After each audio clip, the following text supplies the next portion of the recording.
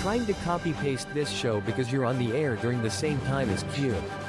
We see you, live, from the Jersey Shore, The Drive with Q, with your host, Rich Q, on the Coastal Sports Network.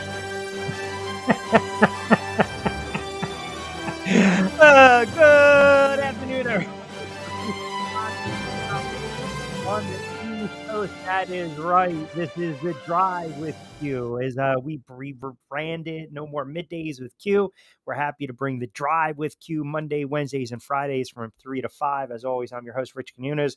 We are Mono Angel Martinez behind the glass, keeping us on the air. 2 hours to play with. Yes, we definitely see you. You know, the people have spoken. That's what it comes down to.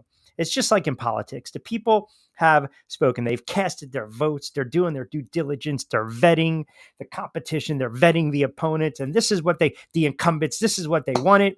We got to give you an alternative, right? And this is what we want to do. For years, love middays with Q. But the way Coastal Sports Network is growing, the way Sports Radio 102.9 FM, the game is growing, the time that Angel's putting into this, the time that Pete Shepard's putting into this, our other host, Lloyd, Jonathan Marshall, Talking Hoops, everyone's putting their time in. And we said, you know what? We want to get that drive time feel. We want to give Southwest Florida, Jersey Shore, Philly, North Jersey, New York, up and down the East Coast. We want to give you a little alternative to sports talk that really, ultimately, you guys already know my style. If you tuned in for years, if you tuned in from 12 to 2 on this network, if you tuned in on Fox Sports affiliates and ESPN outlets where I've been over the years, then you kind of know what we're already bringing to the table. And as Angel kind of jokingly poked fun at, listen, this now gives some people an opportunity. They're going to get pushed a little bit, some of these other talking heads, and we're going to have fun. We're going to see what we can do. Obviously, at the end of the day, it's all about you guys chiming in, conversing, commenting, tweeting, whatever you guys want to do, you chime in at 727-858-6650. You let your voice be heard. We want to hit that West Coast. We want you guys, we just want to engage you. And that's what we want to do now with the drive time slot. We're starting off little baby steps, Monday, Wednesday, Friday, 3 to 5, but we know the show is going to grow exponentially. And like I said, I'm happy to be here, back in the saddle, and a nice little start to the liner there on the 7th of August, 2024. As I mentioned, 2 hours to play with. Lloyd Vann's going to join us right around 3:35-ish. Which is kind of Lloyd time. We'll say 3:30, but 3:35-ish on the NFL, because the NFL does not sleep. It doesn't stop. That's where we'll start hour number 1. Again, we are powered by ION TV and, of course, my good friends over at Play It Again Sports. We'll get into a little baseball in the 4 o'clock hour. Some teams struggling a little bit. Some teams reeling, but I definitely want to get into the NFL. The big news really is this, I guess you can say, rumor right now that the 49ers are looking to trade Brandon Ayuk. There are, several teams that are in play right now.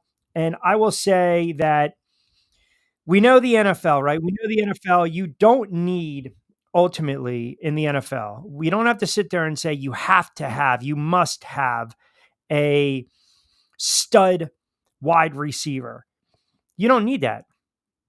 You don't need that in the NFL. You can have wide receiver by committee, running back by committee. The quarterback spot, it's a different spot. And I say that to say this. Do I think the 49ers lose something if they were to trade a talented player like Ayuk? I do. But again, you have to be available. You got to be accessible. You have to be on the field. We know about the weapons. Think about this already. This 49ers team coming into this season, think about this now. Coming into this season, the bullseye really pretty much on their back, right? We know Kansas City is the team to beat out of the AFC, but my goodness, if you're the 49ers, if not now, when? So there was talk that the Patriots were going to pursue him. Now they're not pursuing him. Now all of a sudden, hey, here we go. The Pittsburgh Steelers. Listen, the kid's talented, man. That's just the bottom line. And it now brings up the question that I mentioned on BYP, and I had this conversation with Lloyd. There are reports filtering out of Pittsburgh. And this is why you can never guarantee that veteran guys who even might be Hall of Fame guys, okay, are going to be locked in at the number one spot. Here we go. Justin Fields starting Friday in preseason. Now, they'll sit there and tell you Wilson is still quarterback number one, Russell Wilson. But I think where there's a little smoke, there's a little fire. It's one of the spots that I did on BYP. He was one of the quarterbacks that I thought was going to emerge in 2024. So think about this now. Maybe you add in a young wide receiver. You give Fields a couple of playmakers. You try to get something Pickens, who looks like he's a bust. He's a dog right now. But things are moving a little bit down there in Pittsburgh with Tomlin. And I think everything's going to be predicated on if they make this trade or not. But this is the NFL. Training camp is among us. We had the Hall of Fame game.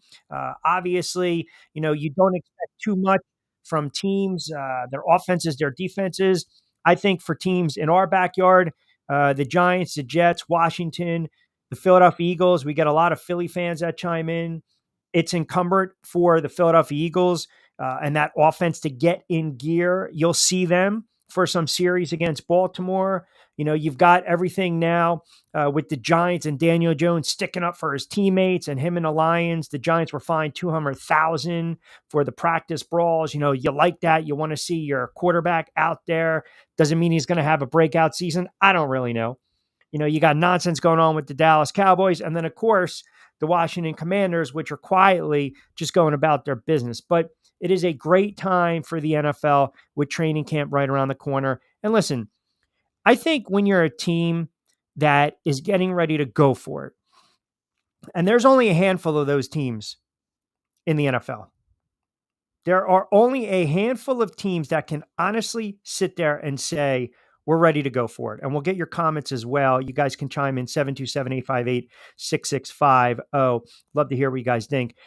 I believe that you've got explosive offenses in the NFL. We can agree, right? We've got some explosive offenses. Kansas City at times can be explosive. Miami, we know, can be explosive. Believe it or not, we'll get into the Philadelphia Eagles and a great story that Tim McManus wrote up talking about this dysfunction between Nick Sirianni and Jalen Hurts. So you look at the Eagles' offense can be explosive. I mentioned Detroit can be explosive. The 49ers can be explosive, but they've got some injuries. And that puts a substantial amount of pressure on the quarterbacks. And I think right now in the NFC, if you're really trying to handicap the NFC, we can sit there and say it's Detroit. We can sit there and say it's San Francisco. We can sit there and say the Philadelphia Eagles.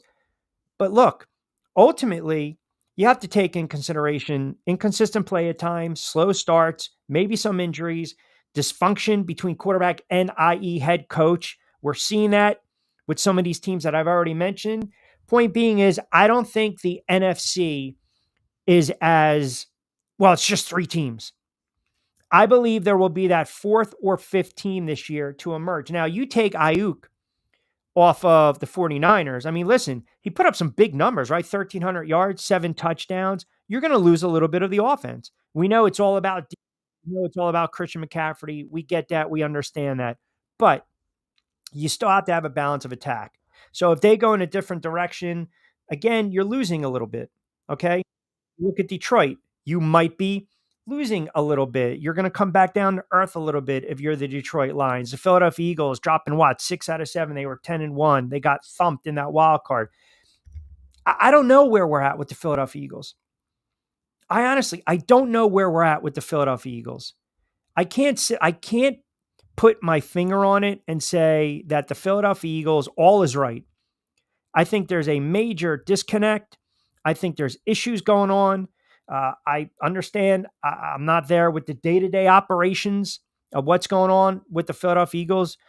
Obviously, I don't cover the league like I used to when I was doing beat stuff for the Giants and the Eagles and the NFC East and years ago. So I kind of rely on the ones that are in the know and that are doing their homework. And you read that article, and I thought it was a really just strong article written by McManus and crew on the Philadelphia Eagles and just the disconnect and how Nick Sirianni and Jalen Hurts were not on the same page, right? I mean, you have to now, I think what happened, the Philadelphia Eagles are a perfect example of a team that peaked early. A team that peaked early, meaning here we go, Sirianni, Jalen Hurts, boom, Super Bowl. The narrative, the perception changes if they win that game, right? But obviously they didn't.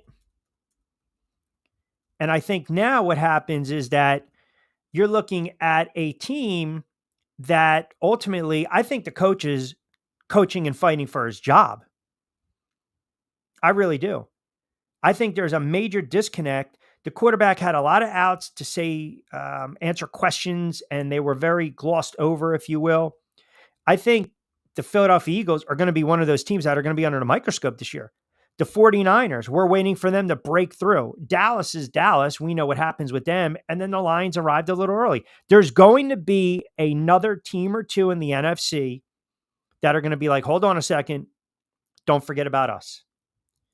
Or we're now arriving. That's why, man, when you start to look at some of these potential moves, say like the 49ers, and say what you want. You know, you look at their receiving, their wide receivers, you look at their position players. It obviously comes down to coaching. It comes down to roster building. It comes down to the quarterback play. It comes down to the defense. But look, their window's shutting too. You know, everyone's starting to question Jalen Hurts, Nick Sirianni. Everyone knows that Dak is not the answer in Dallas, and Mike McCarthy's probably coaching for his job. Everyone who's a Lions fan loves the aggressiveness from Dan Campbell until it bites him in the fanny.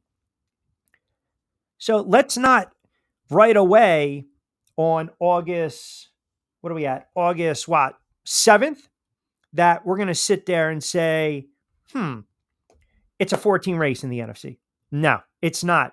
You're going to get a sleeper team. You are going to get a dark horse team. Could it be Washington? Could it be Arizona? We just don't know. And that's the beauty of what we're seeing right now, right? Because you got training camp, you get through the preseason unscathed, then all of a sudden you blink and it's week 1 of the NFL season. So I want to get your thoughts as well. 727-858-6650, 727-858-6650. Let me hear what you guys are thinking. If you are just new to tuning in as we rebrand at Middays with Q to the Drive with Q, let me know exactly where you guys are checking in from as well. Jovan, our guy Jovan, Green Bay's become the team in the NFC who everyone likes. Yeah, you got to be careful there, right? We're looking at the Green Bay Packers. We're looking at Jordan Love emerging, taking that next step. When it was Aaron Rodgers, the wide receivers couldn't catch anything. They couldn't catch a cold. Now, boom. It was set up. And think about this, too. Last year, I did a couple spots with former All-Pro defensive back James Hasty, who came up with CPAS, which is Coaching Performance Assessment System. And it grades, and this goes to Jovan's point on Green Bay, it grades roster building, roster construction in the NFL, and how to eliminate the bias when you're hiring these coaches. It grades out the coaches, not the players. It grades out the coaches. And I recall going into that playoff game, and it's on my YouTube channel, Rich Q and Q. I mean, you can go back. The video's on demand. It's there. And we were breaking down at the time that matchup. And I'll never forget, James basically said, well, hold on a second. You look at the Green Bay Packers. What do they do really well? They can run the football and they can open it up for a young quarterback. Where does Dallas have some issues? At times in the secondary and at times late in the season, the run defense, and you don't trust the head coach. So what happens in that game? I mean, they got absolutely throttled. That game put the Packers back in the limelight. It put Jordan Love on the map with this young, energetic new Packers team. And then it was the same old story with the Dallas Cowboys.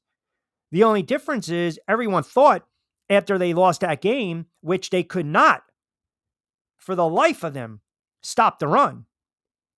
I mean, Jones went over 100. Jordan Love passed for close to 272. The wide receiver had what, $151? They jumped out. I mean, they were up 27-7. 27-7 going in the locker room. The game was over. Point being is that everyone is going to jump on a team like the Green Bay Packers. And I always believe, all right, you have that. Maybe you showed up a little early. Look, the Giants went on the road 2 years ago and they beat Minnesota. And then they got waxed by the Philadelphia Eagles. Then they came back down to earth and the quarterback got hurt. Jordan Love, certainly, I think a quarterback that is going to emerge this year. I mentioned Ayuk going potentially to Pittsburgh because I think Justin Fields is going to supplant Russell Wilson at some point and be starter number one for the Pittsburgh Steelers. And I think he's going to have an opportunity to emerge. But let's not make any mistake about it. The NFC is wide open. The NFC is wide open. You're going to have a couple teams that are going to emerge, and you can almost make the case when you look at the AFC, which we will later on in the week, you can almost make the case that it's really hard, even though Kansas City is still Kansas City. When you win one, it's hard to get back. When you win two, now you're playing with house money. And when you win three, you've obviously become a dynasty. Well, they've done that. They're a dynasty. But where it's going to be hard for Kansas City is playing at that max superior, brilliant high level through 17 weeks. Now, they're going to falter a little bit, and then they typically can turn it up in the playoffs, but they need that consistency. They can ill afford to slip. It reminds me of the Pistons back in the day. They had that run, right? Young team 84, 85, 86, breaking through 87, 88, 89, 90, back-to-back the bad boys. And then they were a tired team. They got old fast.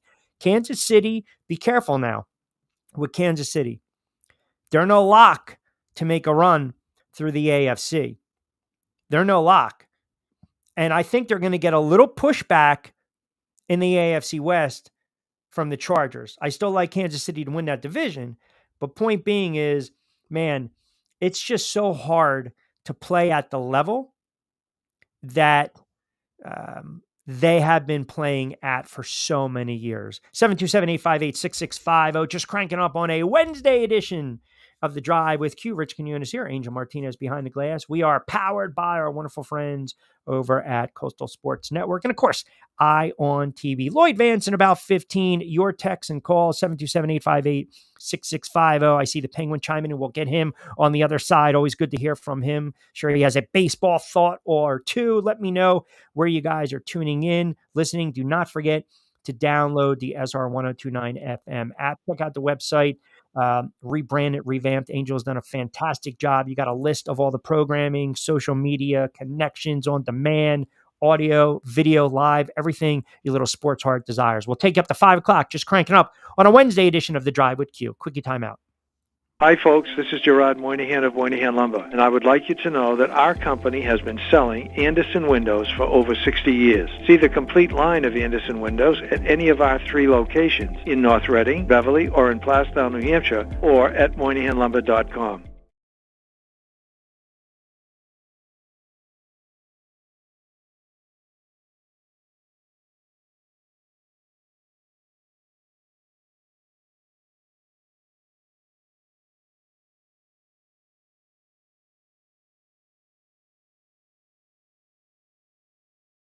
Eye on Tampa Bay is the latest news, weather, and traffic. Adopt US Kids presents What to Expect When You're Expecting a Teenager. Learning the lingo. Today I'm going to help parents translate teen slang. Now, when a teen says something is on fleek, it's exactly like saying, that's rad. It simply means that something is awesome or cool. Another one is totes. It's exactly like saying, totally, just shorter. As in, I totes love going to the mall with Becca. Another word you might hear is jelly. Jelly is a shorter, better way to say jealous. As in, Chloe, I am like so jelly of your unicorn phone case. You don't have to speak teen to be a perfect parent. Thousands of teens in foster care will think you're, rad just the same. To learn more, visit adoptuskids.org. A public service announcement brought to you by the U.S. Department of Health and Human Services, Adopt U.S. Kids, and the Ad Council. This is the story of a very special woman. In a matter of seconds, she turned herself into a great mathematician or an entrepreneur. Her knowledge was limitless and still is. She could also make monsters disappear, especially those that lurked in the shadows under the bed. Once, this woman put back together a teenage girl's broken heart, which had been shattered in 1,000 pieces, just by giving her a bear hug. She masqueraded as a regular person at work, but as a superhero at home. Everyone knows her as Gabriella. I still call her Mom. Your hero needs you now, and AARP is here to help. Find the care guides you need to help, complete with tips and resources at aarp.org/caregiving. A public service announcement brought to you by AARP and the Ad Council. Control-C not working on your keyboard? Just sit back and enjoy the drive with Q. Now back to your host, Rich Q. What was that? Control-C? What?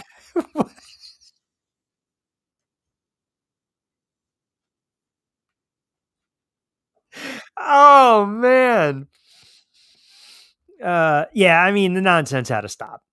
It is what it is. I mean, it's just, you do this long enough, it's like, all right, come on, man. I'm giving half you friggin' jackasses content every day from 12 to 2. You know, why do I want to share this, right? That's oh, man. Control-C, right? Or is it, what's Control-V, paste it, right? Correct. So Control-C, you copy, Control-V, you paste. That's right. Oh, my goodness. What are the people saying out there? 727-858-6650. See what you guys are thinking as well. Control-C. Lloyd Vance should join us in about 10. I see our guy Penguin checking in, which is always good to hear from him. Yeah, I'm going to get in a little baseball in hour number 2. We'll do that in 4 o'clock. What's up, Penguin? Yeah, refresh. I mean, was in D.C., then Maryland, finished Team Combat League season 2. Philly. Had the fights in Philly. Went down to D.C., went down to Maryland the other weekend, and then outside D.C., Oxon Hill on Saturday. We did the fights for Davis Boxing Promotions. That was on BXNG TV. It was a real good card. Driving home when I called you, stuck in traffic. So typically it's about 3.5, about 5.5. I was not happy, as you can guess. And once I pulled off, I was like, do I want to do the Waffle House or do I just want coffee and get the hell out of here? So I stopped off at the Maryland House. And, let's just say I walked in because I wanted Dunkin' Donuts.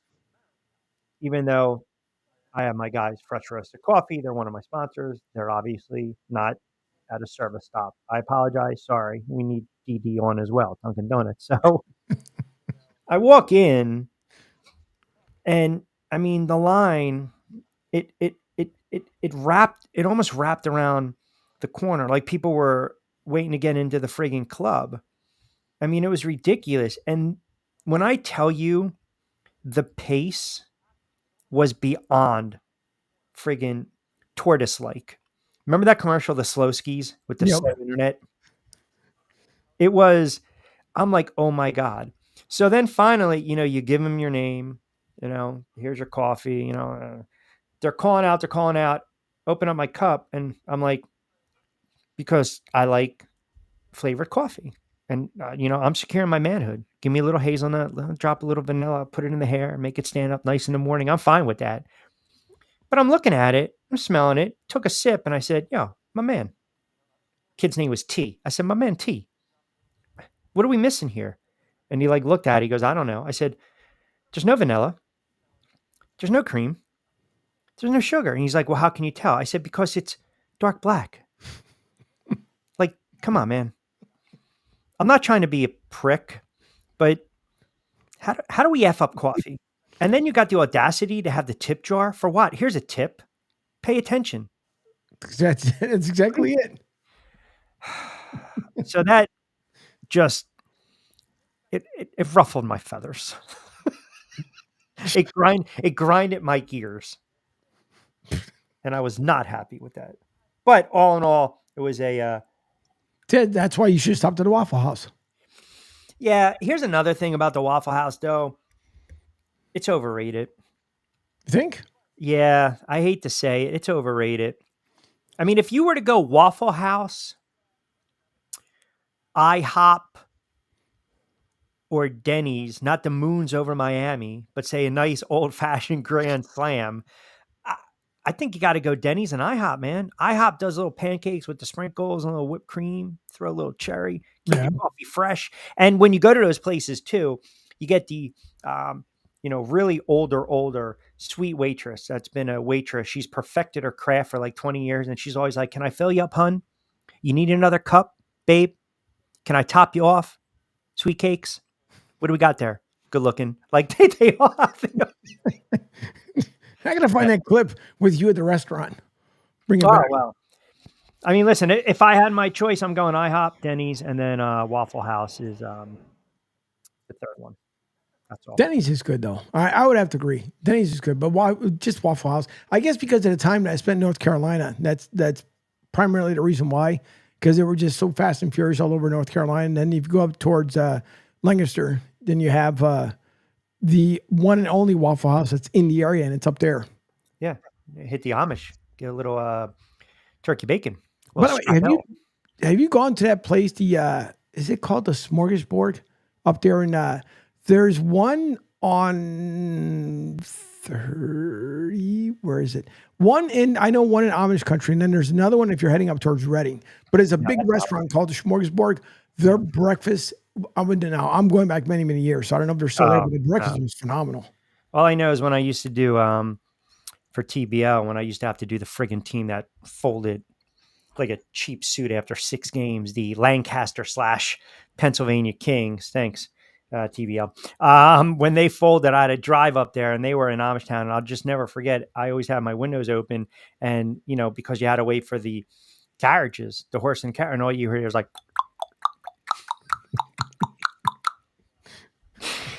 I'm driving like 18 miles an hour and friggin' I'm lapping these guys.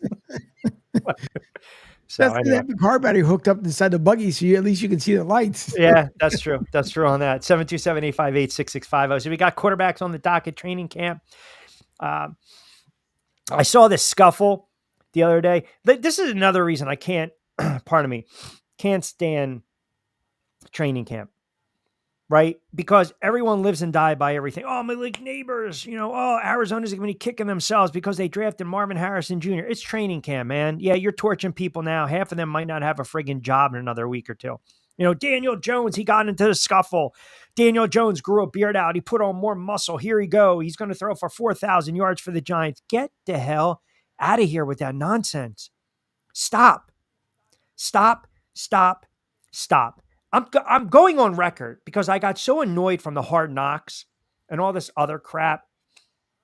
The Giants will be lucky to win 6 games this year. To win 6, they're not a sleeper pick.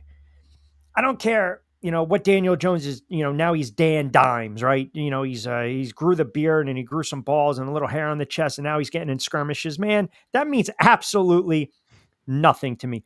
Go out on Sunday, get an offensive line to be upright, and here we go, right? Here we go. And I know I'm going to get hammered for saying that. There you go. Jovan saying you don't like Danny Dimes showing leadership, defending his teammate. It's training camp, Jovan. What the hell else is he going to do? I like Daniel Jones. I think Daniel Jones is a good kid, but I'm not a fan of Daniel Jones, the quarterback. I think it's because I was enamored with Eli Manning for so many years, and it was hard for me to just kind of move past that.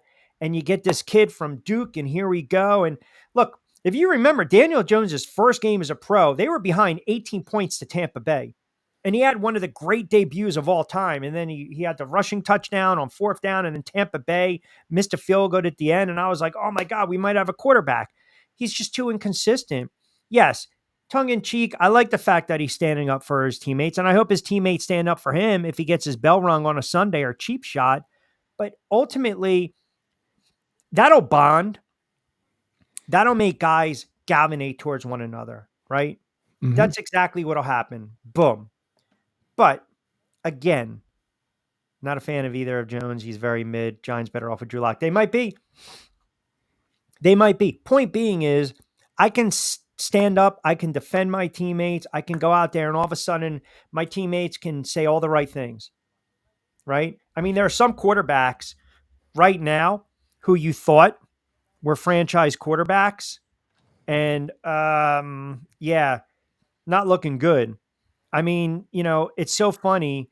Drake May is just, he's been horrible. He's been absolutely horrible. And New England thought he was going to be, Mac Jones now all of a sudden jettisoned to Jacksonville. You see some of the videos of him, Yep. Getting banged around here and there, and you're thinking to yourself, I mean, again, I say it in tongue in cheek based on the videos, but point being is, I love the fight, I love the fire, but I need to see it translate to wins on Sundays. That's what I need to see. And if it doesn't, then I don't care. None of that, the skirmishes, the scuffles, the smacking helmets, that stuff means nothing to me. That's great, right? Here we go. Here's the skirmish. Giants. Oh, Daniel Jones. Here we go, Daniel Jones. Look at the coach pulling Daniel Jones out. Yeah, there you go. That's right. Daniel Jones coming off a major injury. Daniel Jones with head injuries and necks. Let me get in that scuffle. Yeah, that's smart too. $160 million. Hey, man, go out and just friggin' ball on Sundays. That's all I want. Just go out and ball. That's it. Everything else to me is smoke and mirrors. I mean, I don't see a big time amount of games that are going to be won by the New York Giants. I don't think the Patriots are going to be very good. I think the Patriots are going to be one of the worst teams in the NFL. Sorry, Boston fans that tune in. Listen to Pete Shepard, Monday to Friday, 7 to 10. Cross over to Martinez and Company, now the Drive with Q. I think you guys are going to suck this year. You have one of the worst rosters in the NFL. Your coaching staff is abysmal. I might lean New England a lot this year, by the way. But point being, there are teams right now that I'm looking at, Angel, training camp. We can get high, we can get low, we can talk about matchups, we can talk X's and O's, but there are storylines. There are underlining storylines and or issues with certain teams that will have to be answered now and during the season. Look, Miami, Tua, right? Miami and Tua. Everyone's talking about the money that they gave Tua. Is he going to go out and he's going to play like an MVP? Once this kid struggles and say they drop 2 out of 3, right away people are going to start to question the dollars. Doesn't make sense. Pats will be a competitive bad team. They still got a defense. Jovan, I'm back in my play. We're going to get you on the other pod. I'm telling you right now, the Patriots are going to stink. Competitive schmeditum. Not happening, Jovan. All right. Do we have my guy? Do I need to refresh before I do this? I don't need to refresh. You might be able to just punch up. Uh-oh. Old graphic, Middays with Q. Is he there? Is he frozen? Is he in time? Does he welcome in? Do we have him? The Drive with Q, Lloyd Vance, our NFL insider, host of Lloyd Vance's Inside Football. Yeah, hey, there you go. 102.9 FM The Game. What's going on? What's up, man? How you doing? We're doing well. We're doing well. I was just talking about this training camp. All these teams looking good, and some of these quarterbacks are looking sharp here and there. How much stock do you really put in to training camp, especially if we're trying to differentiate from young quarterbacks to veteran quarterbacks? Veterans know what they need to do. Young quarterbacks, obviously, we want to see some of the snaps and some of the progressions, but is it, do we put too much stock in what we see during training camp? Q, I do think it's a little overblown. I got an update the other day. Jalen Hurts just had his, set an NFL record. They're trying to say for consecutive passes without an interception in training camp. I'm like, are you kidding me? Stop. I'm like, stop. This please. is, it's live. It's not live action. You know where the play's going. The defenses have speed, etc. I think it is overblown, Q. Most of the veterans that I talked to, I remember many times in the cafeteria at lunchtime, you're all in there together, and you could hear the guys like, oh, all right, let's just get this over with. It's a necessary evil. It's something that they have to do to get ready for the season. Right. But luckily for the players, with the CBA today, it's just not as crazy as it used to be in terms of heat acclimation and how much hitting they're doing, et cetera. So it's not as bad as they used to be. And most of them are at their own facilities, and they're not at like Lehigh up in the middle of nowhere, Right. away from their families. So, training camp it is what it is, but yeah, I think it is definitely overblown in terms of talking about performance of players individually during these sessions. I'm watching the Hall of Fame game the other day, and I'm laughing. I'm like, all right, you know what? Let's a little BYP, throw a couple shekels. Let's hit that under, and then boom, you get a BS field goal. But that's besides the point, 34.5. What did you think of the new dynamic kickoff rule that I feel like Joe Buck had to explain 36 times?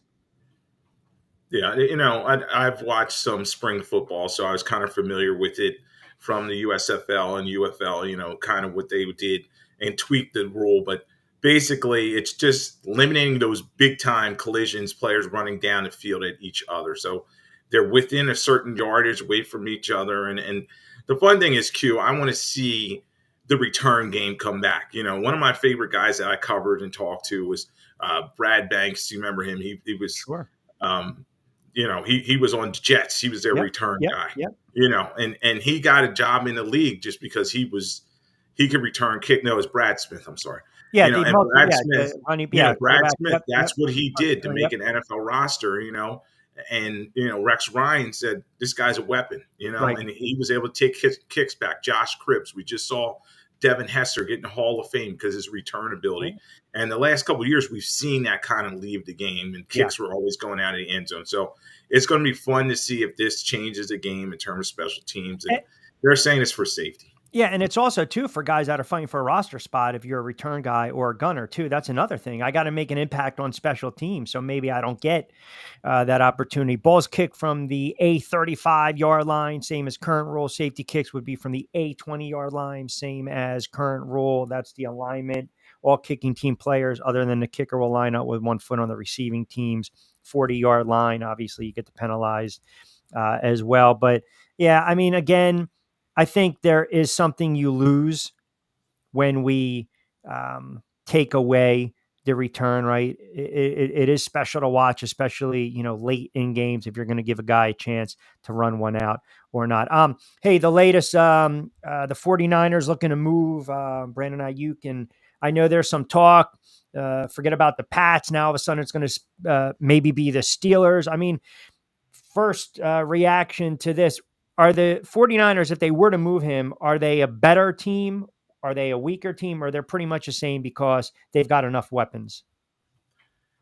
Ooh, that's a great question because, they've had a lot of injuries with that receiving core. So you never really seen this whole group together, And the key is going to be Deebo Samuel. If they get rid of Ayuk, is Samuel ready to play a whole season? And can he be a receiver only? They've used him so many gadget plays, in the backfield and all over the place.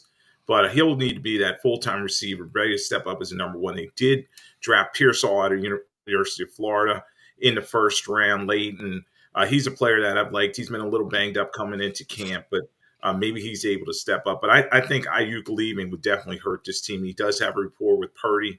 The key thing, though, Q, is they're kind of trying to control the narrative, which is very hard in the NFL. They're basically like, all right, we're only going to trade him to certain teams. Now, if the Patriots have dropped out, you're talking about the Steelers and the Browns, but then the Browns, they would have to get rid of Amari Cooper. So there's a lot of moving pieces there.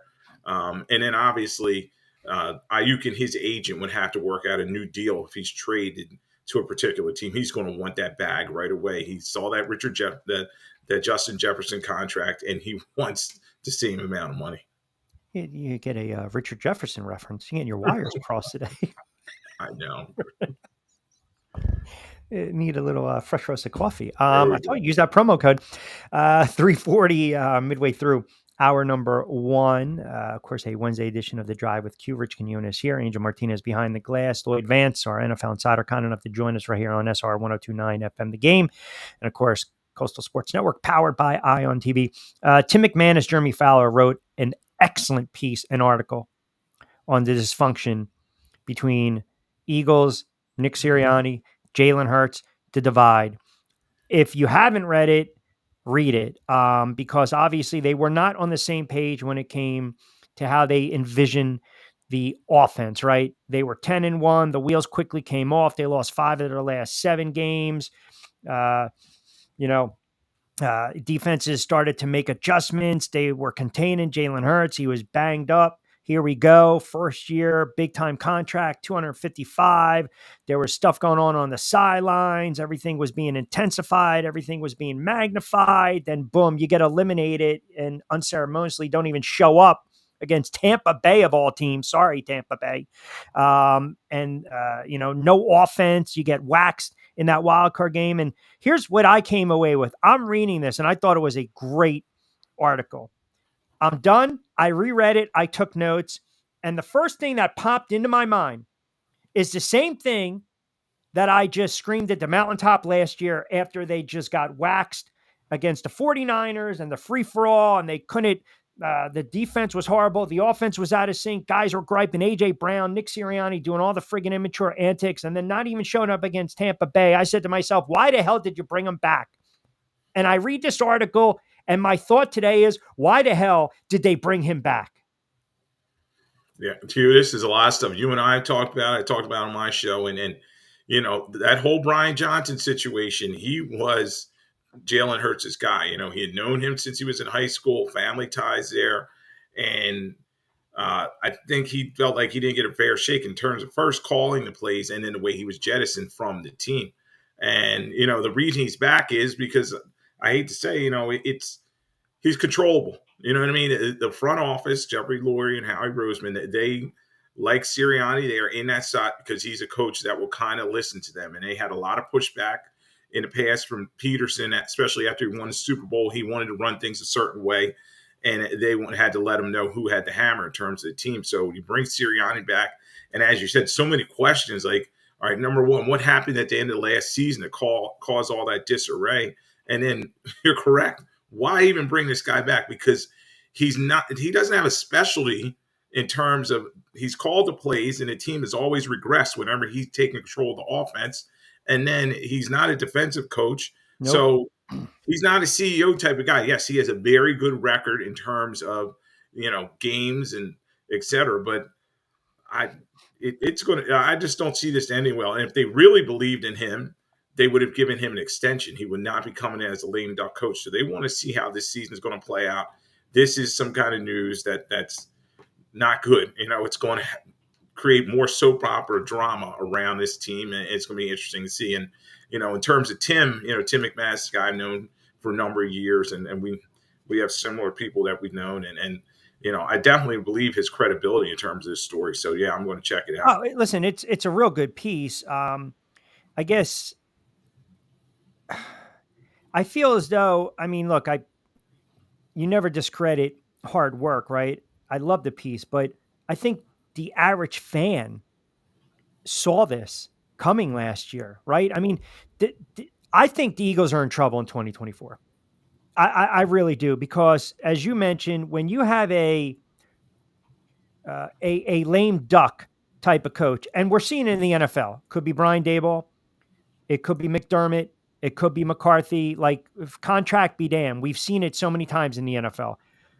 Again, why the hell did they bring him back? Like, I just feel as though if your franchise quarterback who just got paid struggles a little bit and you want to hold him accountable, you hold him accountable. But when the franchise quarterback and the head coach don't see eye to eye, typically in the NFL, the head coach is the one to get the axe, not a quarterback that you're paying 150, 160, 200 plus $1 million. And you saw the disconnect last year. And I guess the question is it possible that they are a victim of their own early success? Meaning that they pretty much, took their Kansas City's best shot, had an opportunity to win that game. All of a sudden, you're singing the praises of Nick Sirianni. Jalen Hurts is worth the bag. He's Super Bowl MVP. He's already a franchise quarterback. He's already they'll sit there and say the greatest Eagle of all time, or greatest Eagles quarterback of all time if he wins a Super Bowl. No disrespect to a Jaworski that never won it, or a McNabb that got there, or a Foles that was a backup. But point being, are they a victim of their own success that occurred too early? definitely agree with you there, Q. You know, they're definitely living off those 2022 press clippings. And as I have to remind a lot of people that, you know, almost doesn't get it done. Yes, they almost won the Super Bowl, et cetera. But, you know, for Sirianni to walk around like he had won the Super Bowl and that he's the know-it-all head coach and he's in the same ilk as some of these other guys out there, I just can't put him there. And it's going to be interesting to see how this plays out because, as you said, typically once that star player gets that big contract, he has the hammer. You know what I mean? And they kind of dictate things. And my son just said it to me the other day, you know, we were talking, he said, NFL's getting a lot like the NBA where the players are getting a little bit more control. So, you Not know, good. it's going to be interesting to see how this plays out because if the Eagles kind of have that downturn that you're kind of expecting, I kind of expect them to win this division because the division is kind of down and you know, it's such a carousel in this division. I think it's the Eagles' year to be on top of Tyler, but Yeah, I don't think but not to cut you off. As I cut you off, they should win the division, right? Right? I mean, Dallas and Dallas Giants. It's terrible. Right. We think Washington might be a sleeper, but point being, I don't care if they win the division. If they don't get back to the NFC Championship or they don't get to the Super Bowl, and again, if they have a slide and like last year, if they're 10-1 and drop 6 of 7, or they're 12-2 or 12-3, and then drop their last 2 and lose in a divisional round after getting a bye, he's gone. There's no way you can retain his services. He is gone. And the other thing is, look who they brought in as coordinators. You mean to tell me that to a man, the brass is not sitting there saying, well, at least we've got guys that have head coaching experience. Yeah, you have Fangio sitting right there on his staff. And you saw last year with Patricia, they're not afraid to pull the trigger. So, you know, it's going to be interesting to see how long they stick with Sirianni and can they keep this thing together. But as you said, it's with this roster and the talent that they have on paper, their roster is pretty talented, especially on offense. They should be able to make a deep run into the playoffs. And you know, that's where expectations are. And can Sirianni get it done? Is he a leader of men? I have to question that because this team, the way they faltered down the stretch last year, and you see this disconnect in this story, and you kind of start spinning everything together, you know, it does not look good going into the season. Now, Jalen Hurts, maybe he kind of says, you know what, forget the coach. I'm going to do this thing myself with Kellen Moore, who's coming to the door. And like you were saying, Kellen Moore was always the coach in waiting. So, you know, he's over Sirianni's shoulder. Fangio does have head coaching experience, but I think he likes being a defensive coordinator mainly. You don't want a franchise quarterback starting to go rogue. Lloyd Vance, kind enough to join us, host of Lloyd Vance's Insider Football on 102.9 FM The Game. Give him a follow on X at Lloyd Vance. You catch him Mondays at 8, as well on SR 102.9, and of course, part of Coastal Sports Network. Joining me on the drive with Q, Rich Quinones here. Angel Martinez behind the glass. Oh, looky, don't look now, but Justin Fields getting some reps for the Pittsburgh Steelers. My quarterback that I think is going to emerge in 2024. Your love affair. You're just drinking the juice of one Russell Wilson. Let him sit. Let him marinate. Let him microwave. I think this is a big deal that Fields is getting reps because I think this is a test. Pittsburgh is seeing, all right, let's give this kid some offensive series. Let's see how he looks, right? I mean, look, they got a dog and a wide receiver in Pickens. I mean, that guy just gives you no friggin' effort. I just don't get it. He's so talented, but he gives you no friggin' effort. I mean, you're looking at his numbers, and I'm thinking to myself, come on, man. You should be a 1,500, a 100 catch, 13 touchdown type of wide receiver with that God-given talent, but he's a dog inside. So now you got Fields there, the reclamation project. He's going to get the reps, first team for Pittsburgh. He'll be out there for a couple series. I think it's great. I think you need to push Russell Wilson a little bit. I think Russell Wilson is breaking down, and I'm almost convinced that if this kid starts to look sharp against the Texans and maybe gets a series or two against the Bills and continues to grow and gets a nice series or two against the Lions, and Russell Wilson struggles, he's already dealing with that calf injury. I'm telling you right now, we might turn around week 1 on the road and he might be starting against the Atlanta Falcons. This is going to be an interesting camp battle because we talked about this. Both these quarterbacks are on their last year of their contracts. So they're basically on one-year deals. and they're going to make good. And the thing is, Tomlin, yes, he got that extension, but there's still some questions about, is he still the same coach? Has he been there too long? His expiration label with the team. And he's not going to be afraid to pull the trigger. So I think he's always said Russ is at the leaderboard right now. But the thing is, Justin Fields is practicing. And you got Russell Wilson with this calf injury, and it's kind of lingering. And if you need a spark, they would put Fields in there. The thing is, Fields has got to protect the football when he's out on the field. But, they're going to have Najee Harris. They got Freiermuth and Pickens, as you said. They need him to step up and be a number one receiver. But I think Fields at this stage in his career going to make way more plays with his legs. And that was always what Russ's calling card is. But at 34, 35, he's just not the same player. We saw the regression in Seattle. Obviously, Denver, some people are saying, all right, it was a Sean Payton thing. But, Q, I'm starting to agree with you that, Father Time is undefeated. And he's just getting up there in age, and he's just not the same guy. So, Mike Tomlin, I don't even know if it's – I don't. Yeah, I mean, listen, you're right with the Father Time, but I also thought it was a bad fit in Denver, right? I mean, you had a head coach that had no business being a head coach in Nathaniel Hackett, and I think I'd have to go back and please, you can fact check me, or whoever's tuning in right now, if you, the listeners, want to fact check me on this. I go back to, I think it was the game against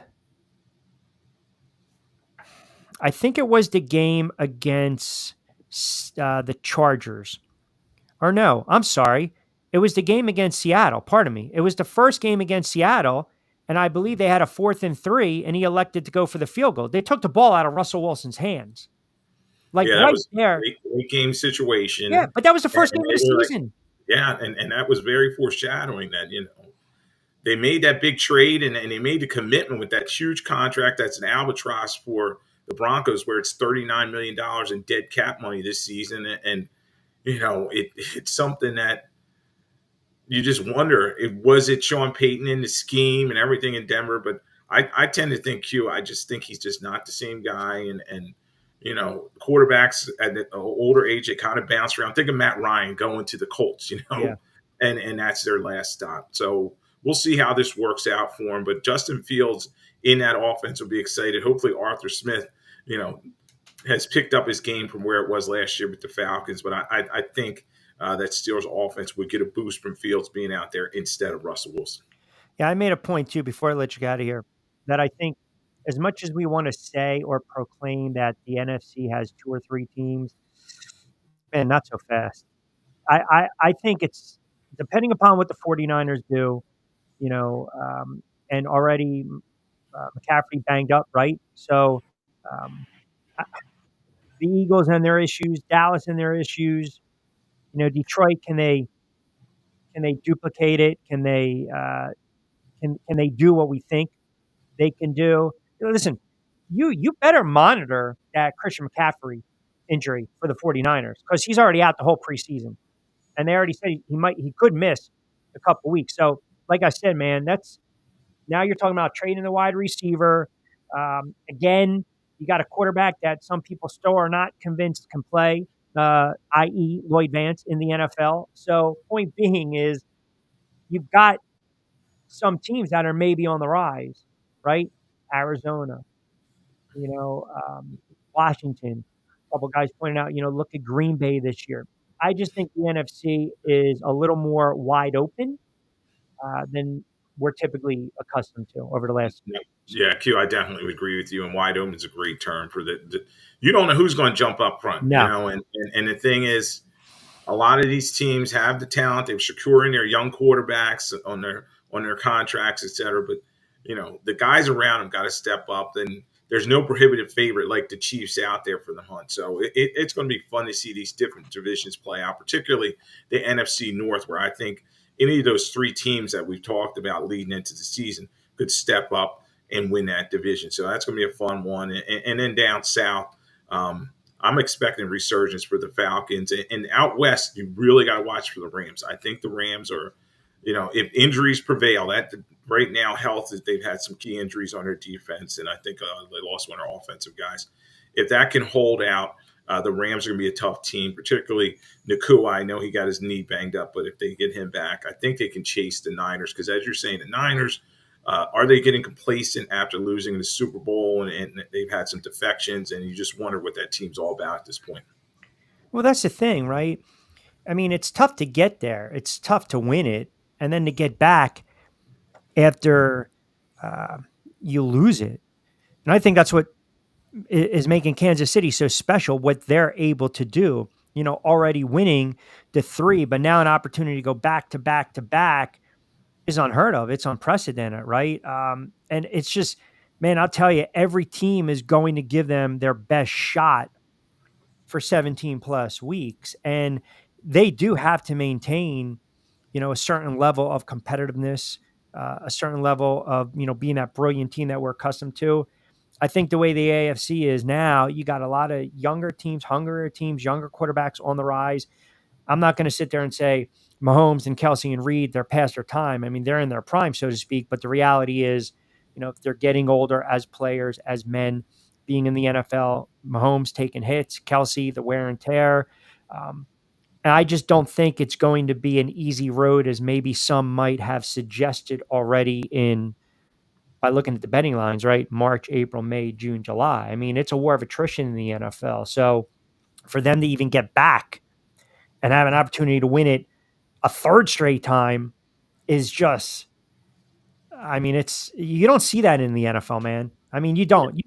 Baseball, you have your dynasties. Teams are winning, 2, 3 back to back, 3. You're talking. You go to Yankees in the '60s or the A's in the '70s. We've seen it, right? Powerhouses, the Yankees were doing it in the '90s and the 2000s. We've seen it in basketball. We've seen it with the Lakers and the Celtics and then the Warriors and, the Bulls and the Pistons. But man, in the NFL, one hit away from the quarterback and you're done. Yeah, it's parity. It's a parity-laden league, Q. And everybody is going to give the Chiefs their best shot. It starts with the Ravens, in the season opener. And it's going to be interesting to see how they handle everything. And the Chiefs, obviously, I was talking about injuries earlier. These training camp sessions, they're not as rough, but these guys just seem to always keep getting these soft tissue injuries. And you worry about the ACL and the Achilles. That's always kind of pop up this time of year. But, the Chiefs are going to be a tough team. But in their division, you really got – I think the Chargers are going to have a bounce back year. Harbaugh's coming in there. Obviously, you want to monitor that injury with Herbert. And but it's going to be an interesting season. I just can't wait for things to kick off. I know we have some exhibition games on Friday and this weekend, so it's going to be fun to watch. Yeah, you mentioned Harbaugh too. Like he really cares that he's suspended. I mean, what's unethical? 4-year show cause for recurring violations. All right. Do we think he's going back? No, he stuck it to the NCAA. He won a national champion. He said, "The hell, get the hell out of here. Here's a middle finger. I made the university. I made you guys enough money. Now I'm back in the NFL. Here we go." Like, I don't know. This is another thing. People are like going nuts over this story. It's almost, if he's still the head coach of Michigan, it's something to talk about. All right, fine. Yeah, see you in 4 years. Yeah, NCAA football, it's a dirty little secret. They've all been, playing games forever. And NCAA is just written rich. And now it's basically 2 conferences. And we're going to see how it's going to be administrated. That's what I always get crazy about. Right. We talked about parity. There's just not a lot. You can probably name the 12 teams that are going to be in the playoff right now. And the thing is about the NFL, we know every year for the last, 30 years, there's been at least 4 new teams in the playoffs every season. Yeah.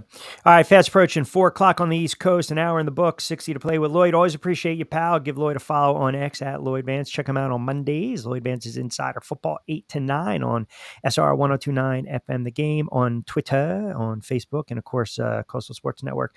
I know you and I will chat later in the week. We'll do a little BYP, but always appreciate you, pal. All right, Q. Thanks for having me on. All right, there you have it. Fast approaching 4:00. I'll get to some of these tweets and comments on Facebook as well.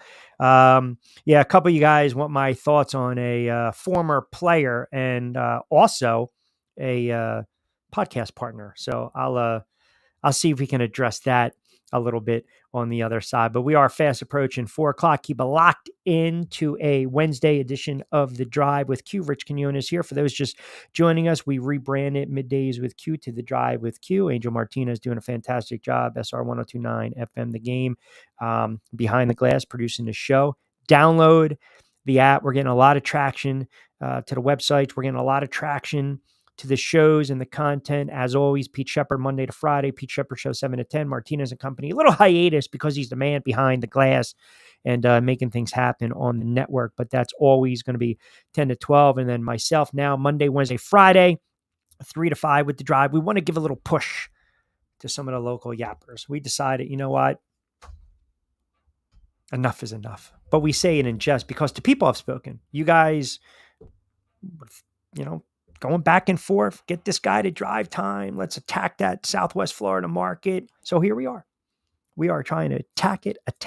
We're trying to attack it like, when you're driving on 95 in Alligator Alley and your car breaks down, stay in your friggin' car. What are you laughing for? Stay in your car. All right, 4 o'clock straight up. And of course, we are powered by Eye on TV for your late breaking news, weather, and traffic source. Check them out online, eyeontv.com. 16 a book, 60 to play with on a Wednesday. Hi, folks. This is Gerard Moynihan of Moynihan Lumber, and I would like you to know that our company has been selling Andersen windows for over 60 years. See the complete line of Andersen windows at any of our 3 locations in North Reading, Beverly, or in Plastown, New Hampshire, or at MoynihanLumber.com. Eye on Tampa Bay is the latest news, weather, and traffic for Pinellas, Pasco, Ellsboro, Hernando, and surrounding communities. Stay connected on X, Facebook, and their website, eyontb.com. Eye on Tampa Bay keeps you informed on breaking news as it happens. Southwest Florida's newest game in town. Sports Radio 102.9, the game powered by Eye on Tampa Bay. We'll be right back. Hey, Dad, your prescription will be ready in just a minute. Hey, Dad, your laundry will be ready in just a minute. Dad, your lunch will be ready in just a minute. Hey, honey, why don't you take a minute? When you help care for a loved one, you give them as much time as you can, making sure they're safe and comfortable. But it's just as important that you take some time for yourself. At AARP, we can help with information and useful tips on how you can maintain a healthy life balance, care for your own physical and mental well-being, and manage the challenges of caring for a loved one. Because the better care you take of yourself, the better care you can provide for your loved one. Thanks, Dad. Thank you. You're there for them. We're here for you. Find free care guides to support you and your loved one at aarp.org/caregiving. That's aarp.org/caregiving. A public service announcement brought to you by AARP and the Ad Council.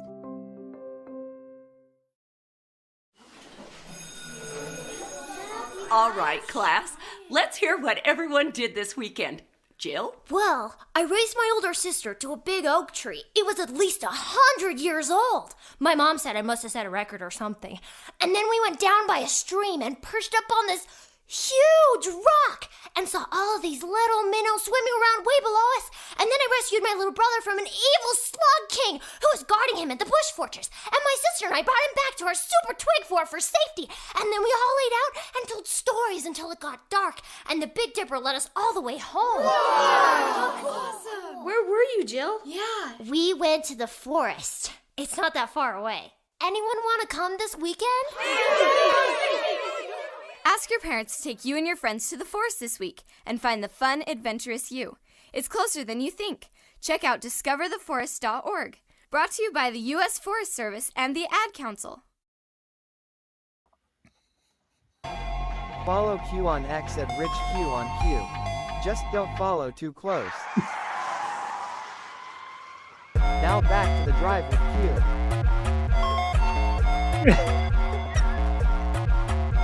I really cannot take this serious. That's, what is it? The friggin', is it the techno?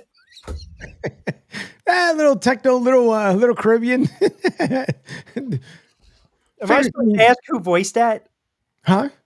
Is that AI? No. Oh. Of course not.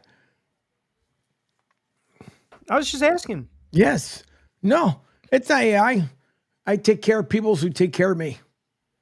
No, you're right. We don't want to drive too close. 4 o'clock straight up. Oh my goodness. 727-858-6650. I got to get this on Facebook comments.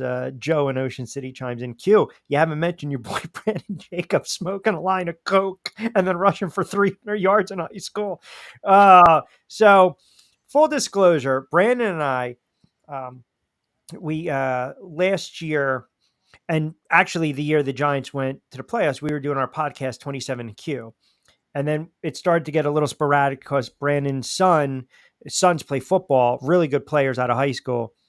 And one of them already signed with Clemson, I believe.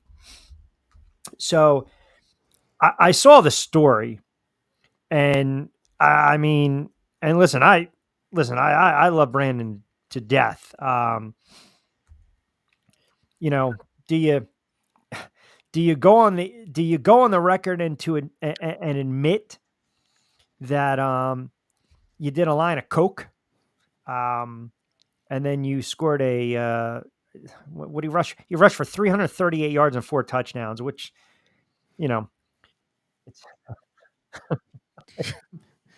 he said, "quote It was one of my homeboys. He had graduated the year before me."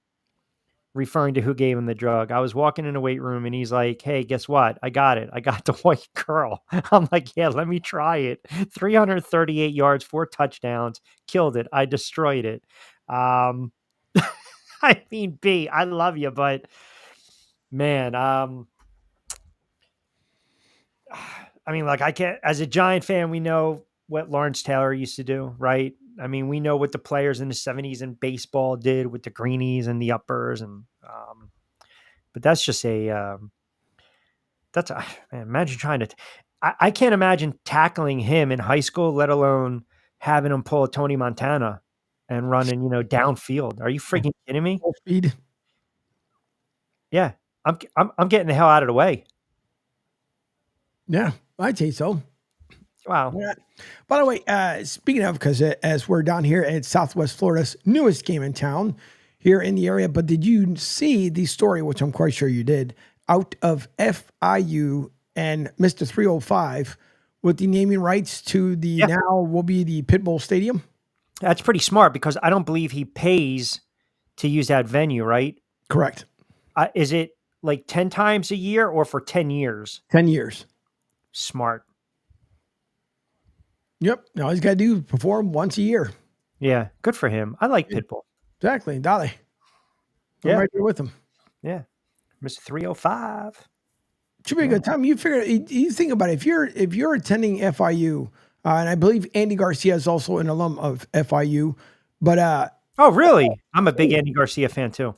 Yeah, I believe I could be wrong, but I believe he is an alum of FIU. But you got to think about it. I mean, other than for Pitbull, it gains him everything. For FIU, gives him a little more notoriety. But I mean, the team is not that great, the football team itself. But I mean, it'll still bring people to the stadium now. Yeah. Andres Toro Garcia Menendez. Andy Garcia. By the way, Andy Garcia was fantastic.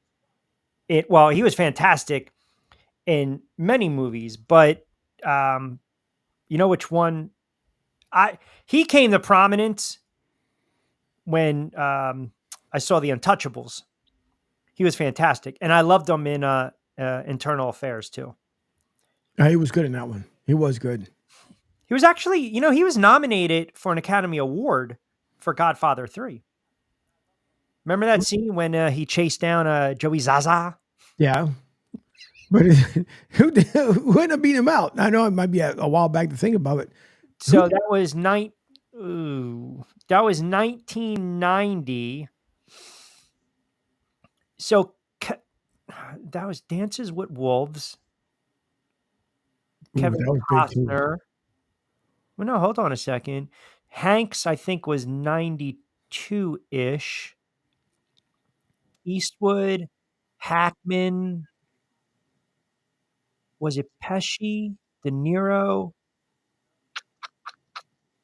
So there was. Oh, wait, no. Who? Yes. Al Pacino?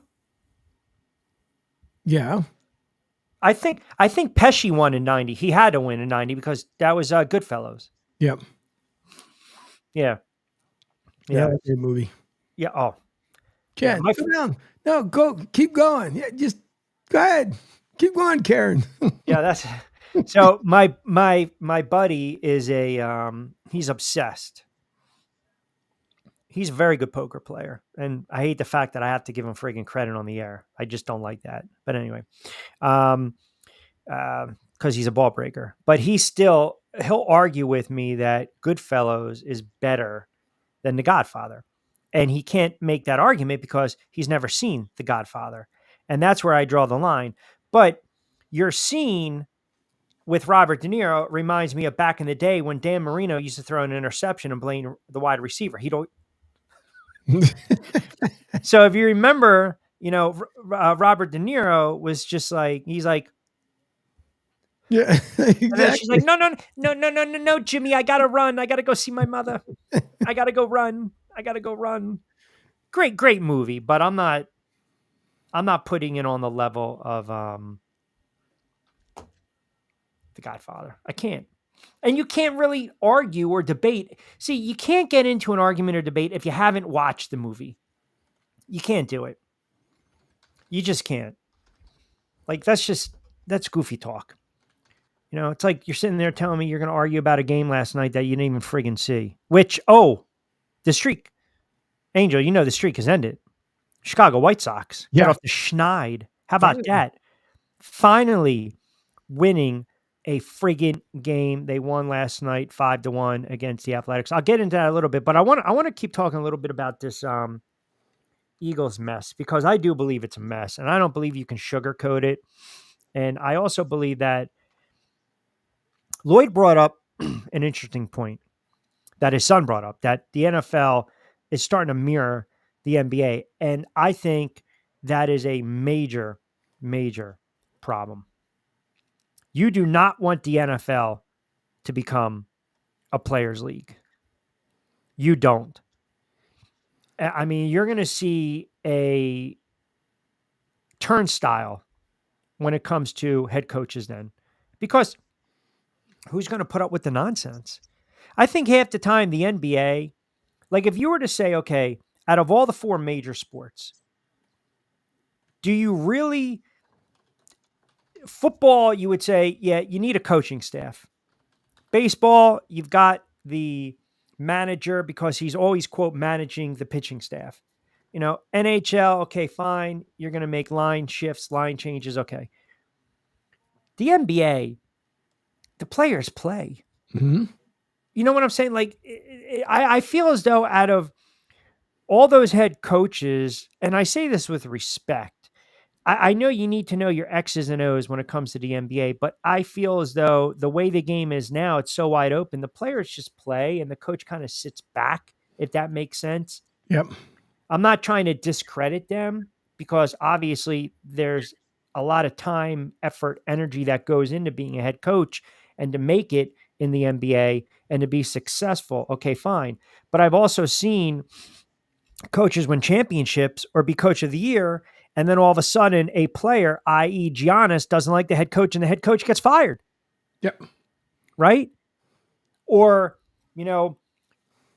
team like the Sixers wanted to bring back Butler, but he clashed heads with Brown. Eventually Brown got fired. Now, Brown, I never thought was a very good head coach. I never thought Doc Rivers was a very good head coach. But point being, if the NFL starts to become that, mm-hmm. where you have the inmates, so to speak, running the asylum, then you are going to see constant retread of head coaches. And you're not going to see head coaches anymore like an Andy Reid, like a Pete Carroll, like a Belichick, like a Mike Tomlin, who have been around for 10, 15, 20 years. I mean, if you look right now in the NFL, you've got, let me see. So McDermott, right? McDaniel, Mayo, and then Saleh, right? So McDermott tenured. You look at Cincinnati, their head coach. You look at Tomlin tenured. Baltimore tenured. Tennessee influx, Indianapolis influx, Jacksonville, who knows what's going to go on with Doug, Houston, young head coach. And like the point being is that we might not see the era of a head coach and his shelf life being 6, 7, 8, 9, 10 years.